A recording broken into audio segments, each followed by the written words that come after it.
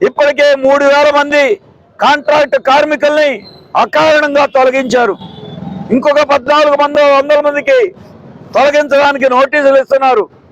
ఇదేమని అడిగితే కార్మిక నాయకులకి సస్పెండ్ చేయడానికి, చర్యలు తీసుకోవటానికి వాళ్ళకి నోటీసులు ఇస్తున్నారు, భయభ్రాంతులు చేస్తా ఉన్నారు. ఇది కళ్ళకి కనపడకుండా చాప కింద నీరులాగా బొమ్మనకుండా కార్మికులకి పొగబెడతా ఉన్నారు.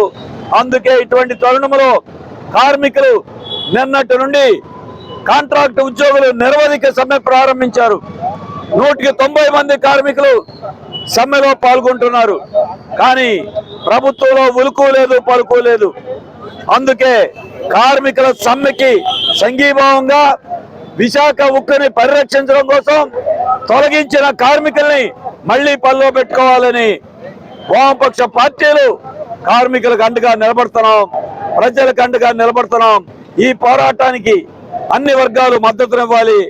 రాష్ట్రంలో ఉన్న చంద్రబాబు నాయుడు, పవన్ కళ్యాణ్, టీడీపీ, జనసేన మాటలు కాదు, మీరు ఎన్డీఏలో భాగస్వాములుగా ఉంటూ ఈ కుట్రలో మీరు కూడా భాగస్వాములు అవుతున్నారు. అందుకే ఇప్పటికైనా స్పందించాలి, కేంద్రం మీద ఒత్తిడి చేయాలి. ఈ పోరాటానికి అందరూ సంఘీభావం తెలియజేయాలని, వారికి కార్మికులకు అండగా రాష్ట్ర ప్రజల తరపున వామపక్షాలు నిలబడతామని తప్పనిసరి తెలియజేస్తాం.